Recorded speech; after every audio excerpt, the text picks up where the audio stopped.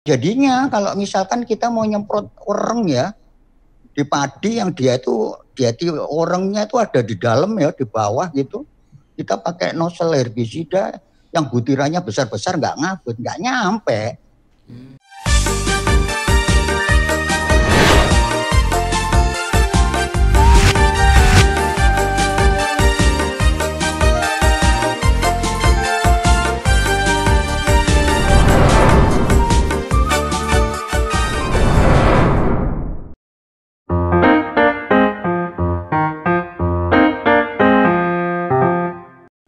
Oh ya, ya ini Pak. Ini maksud saya nih. Ini nozzle Eh, herbisida ini. iya, untuk penggunaan nozzle dalam mengaplikasikan pestisida, herbisida, insek dan fungisida, bisa dijelaskan sedikit Pak, kenapa harus berbeda antara nozzle Oke, insek nah, sama herbi? udah beralih ya. Sekarang topiknya mengenai nozzle ya. Iya. Ya, nozzle itu pegang peran, sangat pegang peran. Jadi saya sangat concern sekali kalau untuk petani itu periksa nozzle. Sampai kalau saya itu jalan ke petani, tas saya itu isinya nozzle. Jadi saya beli cuma-cuma, nanti saya kasihkan ke petani itu cuma-cuma. Begitu cuma petani itu nozzle-nya jelek langsung saya ganti.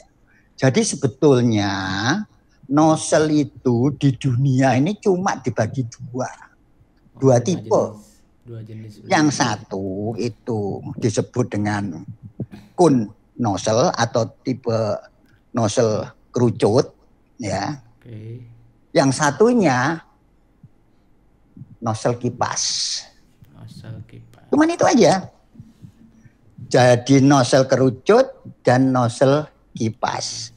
Nozzle kerucut untuk insektisida dan fungisida, sedangkan nozzle kipas untuk herbisida. Nozzle kipas dibagi, ada kipas berbelok, ada kipas datar, tapi prinsipnya semuanya itu nozzle kipas.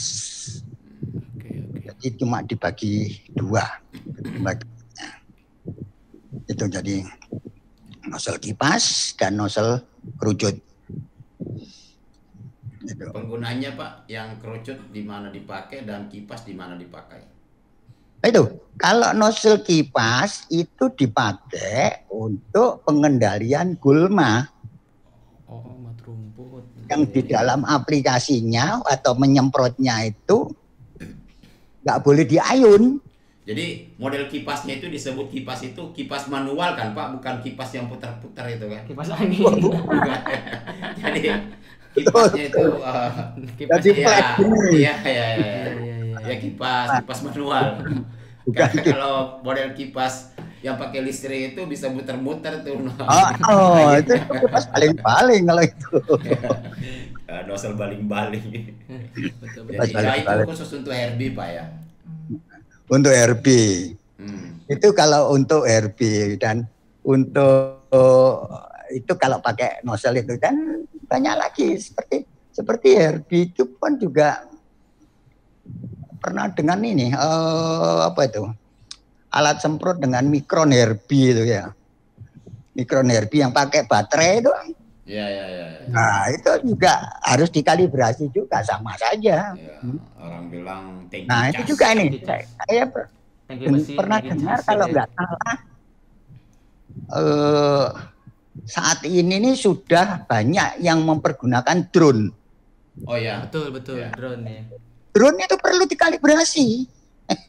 Ya. Iya Perlu betul. dikalibrasi. Nah, kalibrasinya pasti beda dengan kalibrasi yang di ground. Ya. Kan ada dua ya kalibrasi. Itu ada dibagi dua.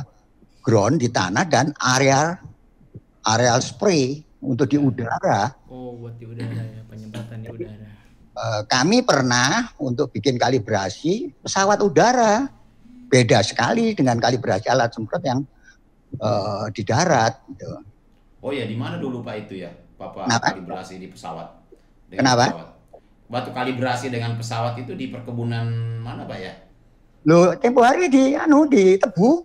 Ya. Oh, di tubuh. Waktu ini aplikasi Kinripener ya. Untuk ini pemacu kemasakan di tanaman tebu itu. Ya.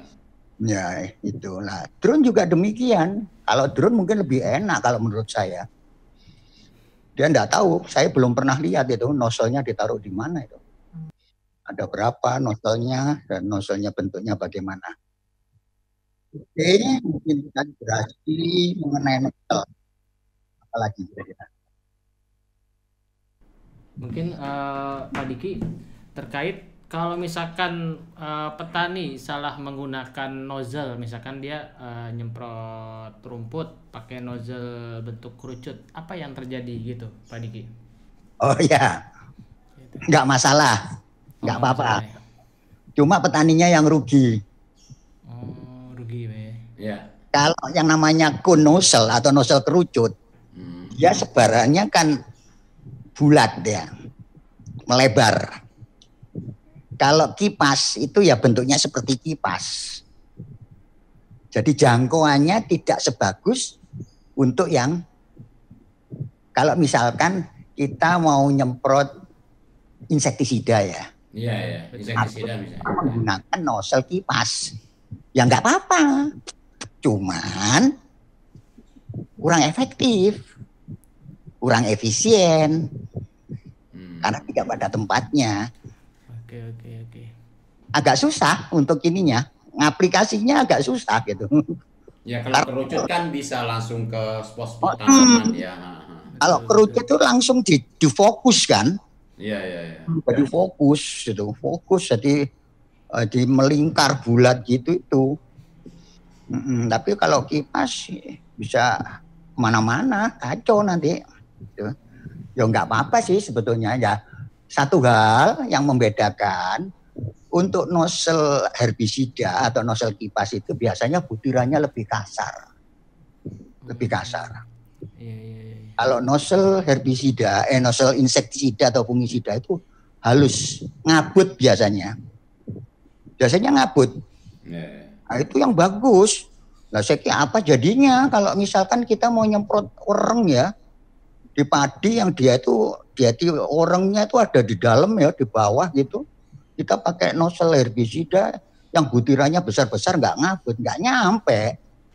Yang bagus pakai nozzle kerucut, ngabut dia.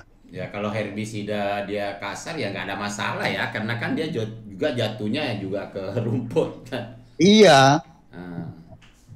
Iya.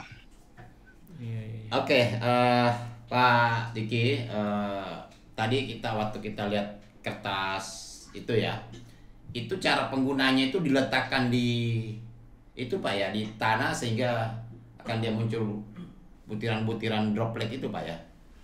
Kertas peka. Ya, kertas peka itu Pak. Iya betul. Kalau untuk praktek ya, kalau untuk praktek itu kertas peka itu nanti kita potong kecil-kecil karena harganya mahal ya. Ya. Biasanya saya tuh potong kecil-kecil nih. Sudah saya siapkan potong seperti ini nih. Ya. Kecil begini nih, kemudian taruh di tanah. Diletakkan ya. Di tanah, oke. Nah, ya nggak usah panjang-panjang lah, kira-kira 10 meter gitu. Jarak katakan 1 meteran lah, 1 meteran. Habis gitu semprot di atasnya dengan kecepatan jalan. Ya ini kecepatan jalan sesuai dengan orang melangkah berjalan ini, jadi tergantung orangnya. Orangnya tinggi besar atau orangnya pendek itu yang nanti menentukan jumlah sedikitnya ini, banyak sedikitnya volume air gitu. Betul. Karena ya nanti akan kita masukkan ke dalam rumus gitu. Itu kalau kita mempergunakan rumus kalibrasi untuk herbisida. Iya. Nah, kalau insektisida beda lagi. Kalau insektisida saya nggak pakai rumus itu. Insektisida kertas peka juga Pak ya. Untuk herbisida, untuk insek. Kenapa? Untuk mengkalibrasi penggunaan insektisida diperlukan juga kertas peka itu ya untuk mengetahui. Betul ya, sama. Misalnya tanamannya udah tinggi sama pendek itu kan pasti berbeda Pak ya di umur tanaman. Betul, ya. kadang-kadang kita harus satu pohon itu kita taruh ada yang di atas, ada yang di tengah, ada yang di bawah. Karena kita nyemprot itu nyampe enggak yang di atas gitu ya. Iya. Nyampe enggak semprotan kita yang nyampe di atas lah, itu taunya kalau sudah ditempelin dengan kertas peka pakai stapler gitu loh. Iya. Nah, Oh jadi itu untuk mengetahui penyebaran untuk ke seluruh mengetahui tanaman ya. penyebaran dari dropletnya itu. Iya, Apakah dia mengena di bagian bawah atau bagian ujung tanaman? Karena kan insektisida atau fungi pun itu kan bisa bekerja, apalagi yang sistemik ya, bekerja melalui daun. Iya. Jadi kalau nggak kena ya susah juga sih nanti. Kadang-kadang alat semprot kita itu kalau pohonnya tinggi, ada yang kita sambung kan ya. Kan ada tuh alat semprot yang kita sambung. Betul. Pakai pipa kadang-kadang gitu ya. Pakainya itu ya. Betul. Karena pohonnya tinggi. Ada kadang-kadang kita pakai ini yang pakai motor itu. Iya. Yang pakai motor itu. Pak Diki. Nah, beda lagi nih. Ini beda lagi cerita ini. Cerita.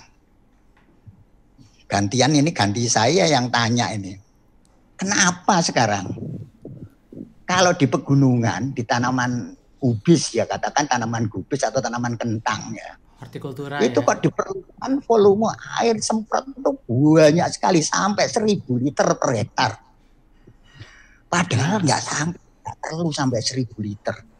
Nah, ini dari dulu ya, dari pertama kali saya masuk di perusahaan pestisida, mikir kenapa sih setiap kali saya jalan di daerah Batu sana itu, mereka itu kalau nyemprot tanaman kentang, tanaman tomat, cabai ya. Bukan. Kubis. Terutama kubis sama kentang. Waduh, itu perlu volume semprot yang tinggi sekali. Lah, alat semprotnya itu power sprayer yang ditandu itu loh. Yang pakai drum itu, Pak. Selangnya panjang, ya, seperti betul. yang dipakai untuk cuci mobil itu loh. Ya, alat semprotnya. Dia pakai drum juga kadang-kadang, Pak. Drum. Dia pakai drum memang ya. Iya. Itu sampai 1.000 liter per hektar.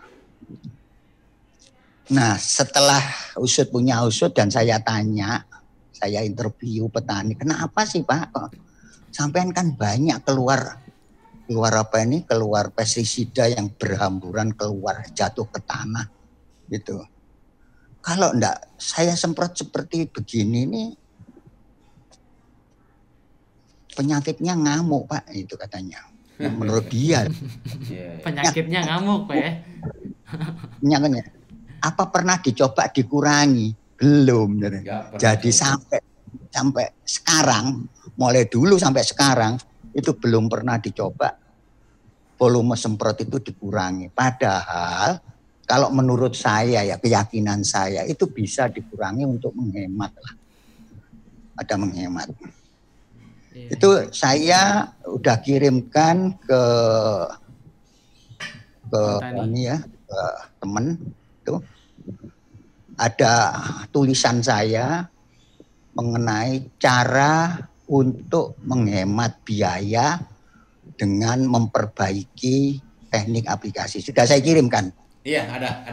Nah, itu salah satunya untuk membantu petani untuk mengurangi biaya. Betul. Dengan mengurangi ini volume semprot gitu. Oke.